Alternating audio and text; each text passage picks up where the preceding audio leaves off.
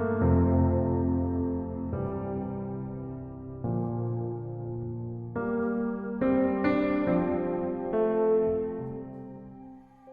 you like to discuss about local energy loops? Dennis, I'm going to start with you because something struck me, which was you talked about those 3 projects you showed us and you emphasised how long they took. They were a project of 10 years. And yet here we are with an energy crisis that happened in the last 12 months. There's more instability in the Middle East and more problems perhaps coming. So how quickly can some of these local energy loops be implemented? We heard from Danielle about how you have to bring the citizens together, you bring the stakeholders together. It's quite a big process. So given that we're not far away from 2030 and we've got these targets to get for our energy, how viable are local energy loops as a solution?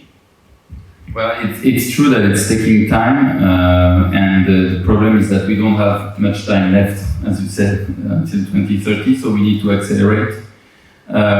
So a key success factor to accelerate is, of course, if there is political will, it's very much welcome and it's helping.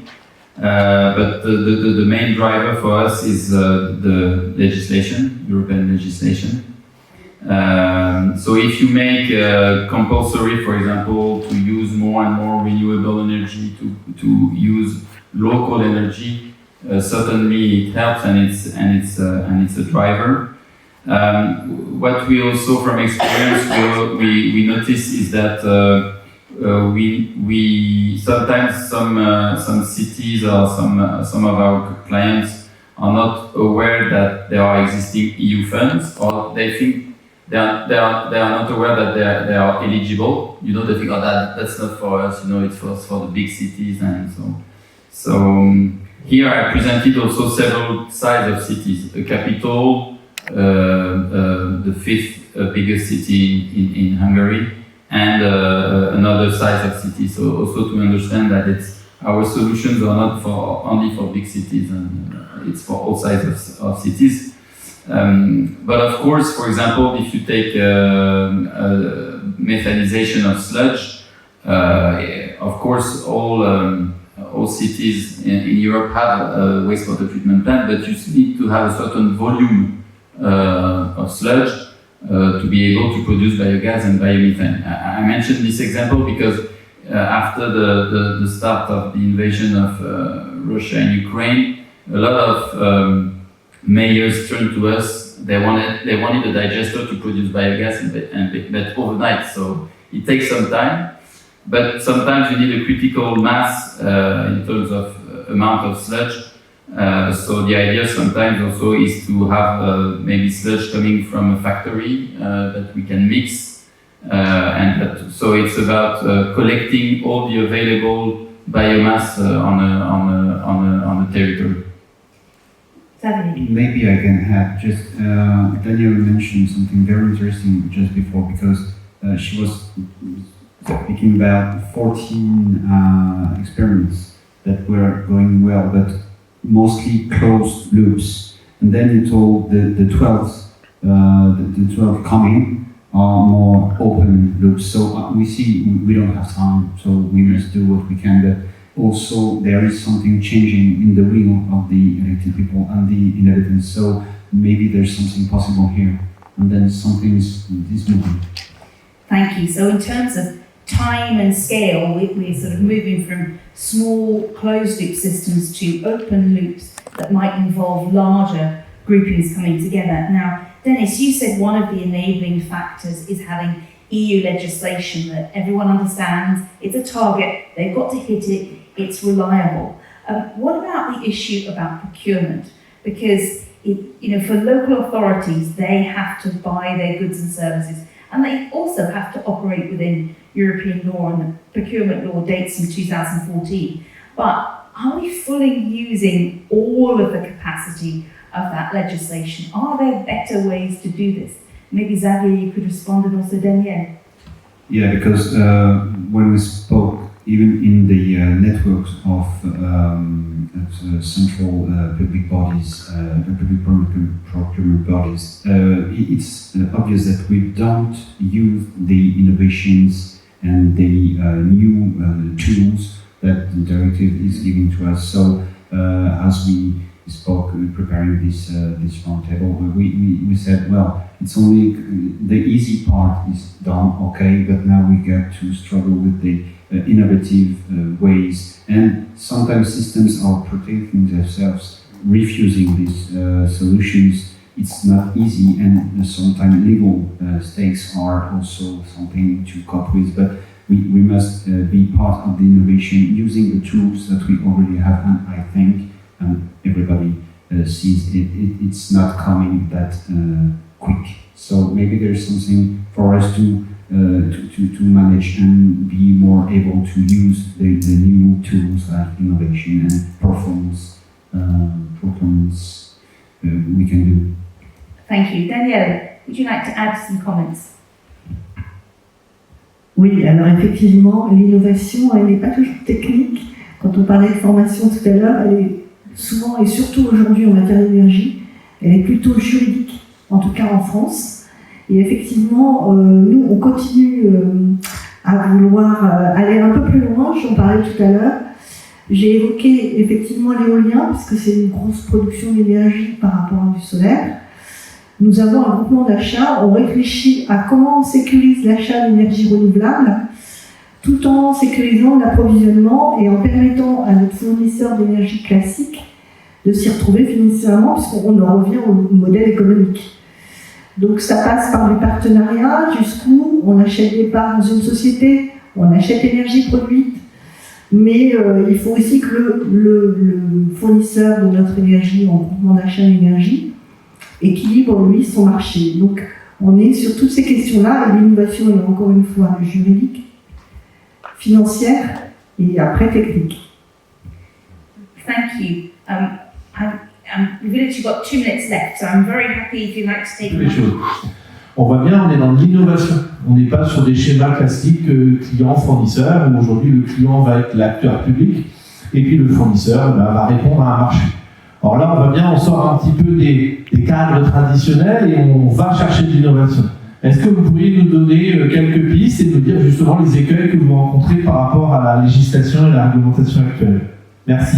Move away from the classic, I'm a local authority, I buy services and you provide what I ask for, to this new co-creation model, which is we need energy that's reliable, that's renewable, and at an affordable cost.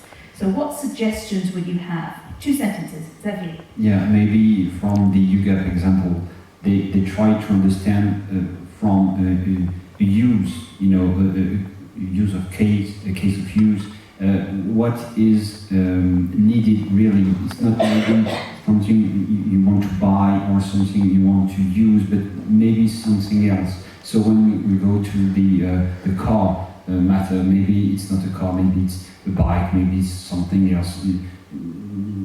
I don't know. But then we have to ask the right question, and for ourselves, asking, but what is really important for us? So maybe it's the way we ask to ourselves what we want. Then we can go to the legal part and to the financial part.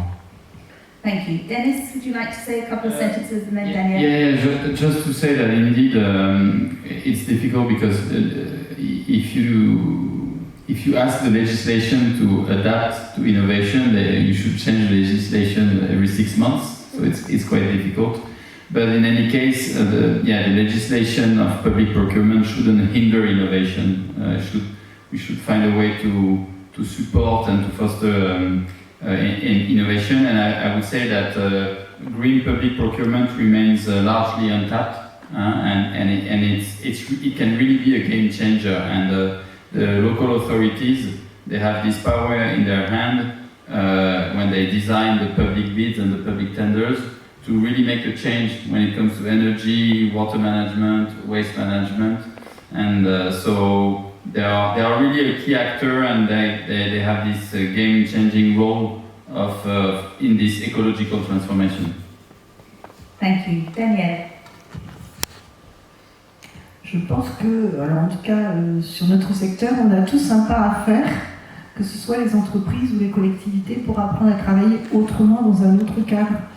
Nous avons développé des contrats recherche et développement, j'en ai évoqué un avec le groupe Mobilize, donc le groupe Renault, mais on voit bien que ce soit nous ou eux, nous n'avons pas aujourd'hui cette culture-là de travailler ensemble, donc il faut qu'on fasse un pas en avant. Une chose est sûre, c'est que nos citoyens nous attendent et ils ne comprendront pas si on n'y arrive pas. Thank you very much for those very clear but brief responses. I'm going to draw our panel to a close by returning to the beginning where we said local energy loops for local needs. And just to reflect on everything we've heard, it's clearly a response that's needed. It requires innovation and time, investment in bringing people together.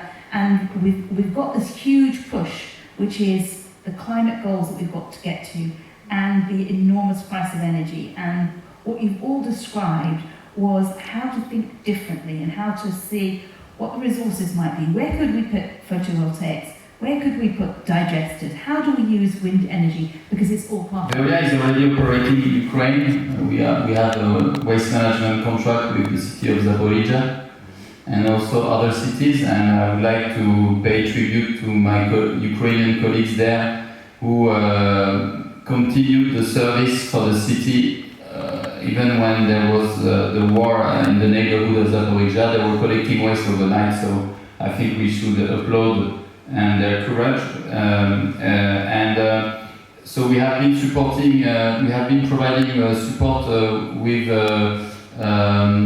mobile water units also for all the refugees at the borders, because we have the Veolia Foundation and we have a task force for emergency situation.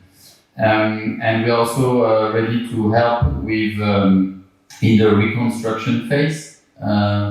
We are part of a group of stakeholders also providing support to the European Commission for the reconstruction phase of Ukraine, because we are more than happy to provide our expertise and knowledge when it comes especially to water supply and wastewater. Given the massive destruction of the infrastructure in Ukraine because of the war. So I know that this is ongoing. On top of what we do in several cities in Ukraine when it comes to water management.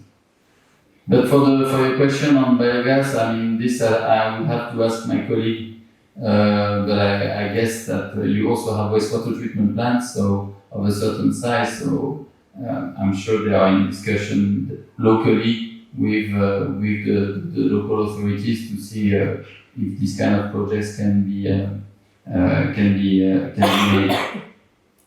Thank you for the question. Thank you very much. And of course, we all echo the message from Dennis there, a real recognition of the municipal workers of Ukraine who keep the water running, the energy running, the roads running, the trains running, despite the war situation. That's really something, one of the best strengths of regions and local authorities is that they provide services to citizens even in difficult times. We're now going to bring this conversation to a close. I hope you know more about local energy loops. I hope you'll find out more and that we've given you some indication about what you need to make them work and how they could meet both the big climate and energy goals, but also a way of bringing your different stakeholders together to think differently, because everyone has a problem that energy is too expensive and we need to use it better. So thank you on your behalf to our panelists. Thank you to Edith and Veolia for helping to organise this, and again thank you to the European Commission for giving us a stop, even if it's the end of day 3, we can feel that the energy has moved on. So thank you very much and see you again soon. Thank you.